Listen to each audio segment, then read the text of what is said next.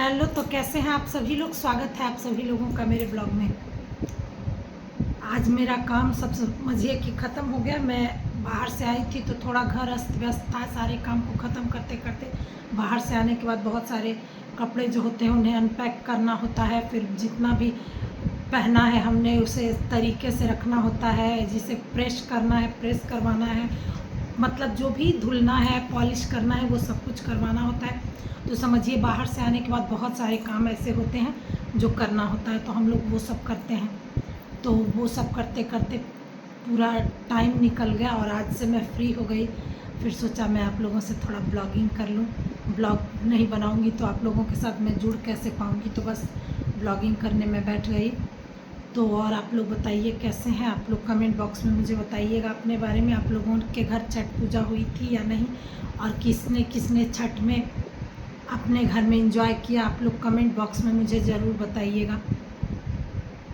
और मैं आप लोगों से एक बात पूछना चाहती हूँ कि क्या हम कितने भी पढ़े लिखे क्यों नहीं हो जाए, क्या कुछ चीज़ों का तोड़ हम निकाल पाते हैं, या हमारे यहाँ जो इतने बड़े बड़े वैज्ञानिक हैं कुछ चीज़ों का तोड़ वो क्या निकाल पाते हैं।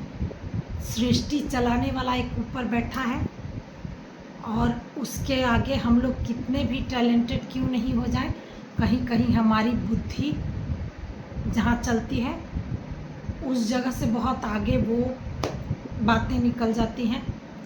इस मैं जो बोल रही हूँ उसके पीछे एक रीज़न है। पहली बात तो कभी कभी क्या होता है कि हम लोग सोचते हैं गुस्से में, या फिर कभी कभी हमारे मन की सारी इच्छाएं नहीं पूरी होती तो हम लोग भगवान से भी नाराज़ हो जाते हैं और फिर बोलते हैं कि भगवान है या नहीं है।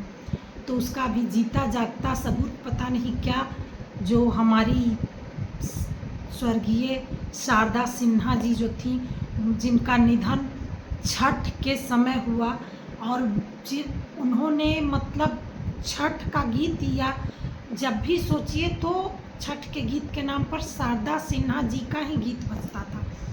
तो ऐसा हुआ कि उनका निधन जो हुआ ऐसे वक्त पे हुआ कि जिस वक्त जहाँ उनका अंतिम संस्कार हो रहा था वहाँ पे चारों तरफ उनके ही छठ के गीत गूंज रहे थे, और पूरा माहौल छठ वाला था और पूरा घाट सजा था, और वहीं वो पंच तत्व में विलीन हुई। तो वो देख के ना मन थोड़ा सा वो हो गया कि ईश्वर है।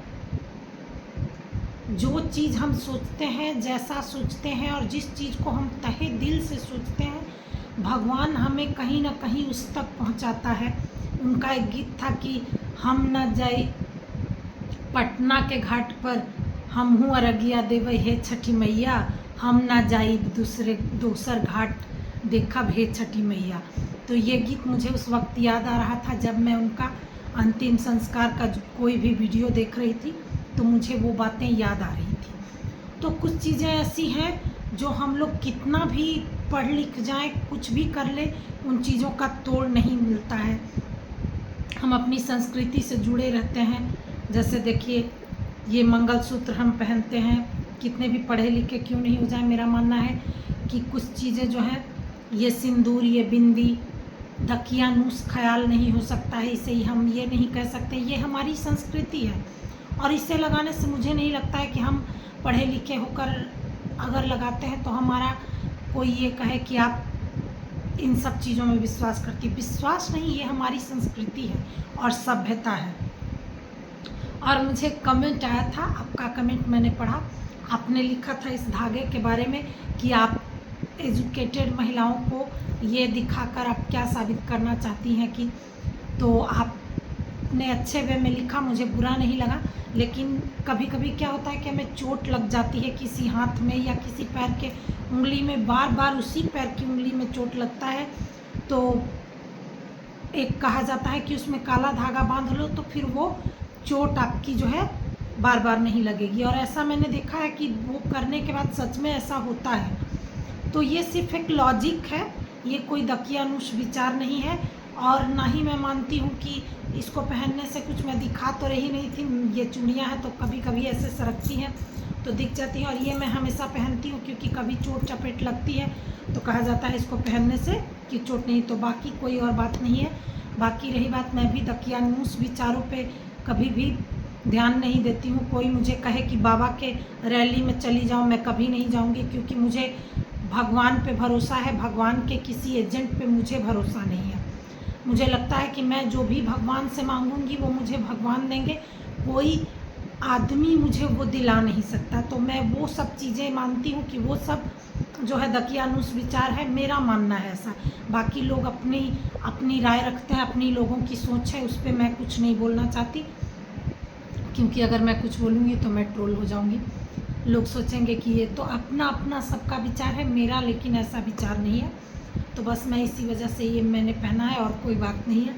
रही बात की संस्कृति और सभ्यता को हमेशा मुझे लगता है कि उसको फॉलो करना चाहिए इंसान को, और उस चीज़ को करने से मुझे नहीं लगता है कि इसे पहनने से हमें कोई तकलीफ़ है या कुछ है, या मंगलसूत्र या सिंदूर लगाने से हमारी कोई हानि हो जाती है, नहीं लगाने से भी हमें कोई फ़ायदा हो जाता है, ऐसा कुछ भी नहीं है। तो हर धर्म के लोग हर धर्म को फॉलो करते हैं अपने अपने धर्म के हिसाब से, और उनका वो अपना निजी नज़रिया है, उस पर मैं ये नहीं कह सकती कि वो नहीं करे।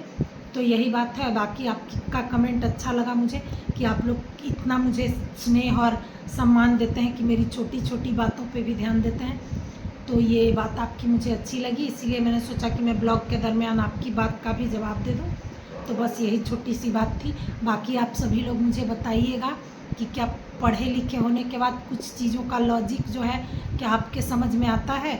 ईश्वर के आगे सब कुछ फेल है, मैं ऐसा मानती हूँ।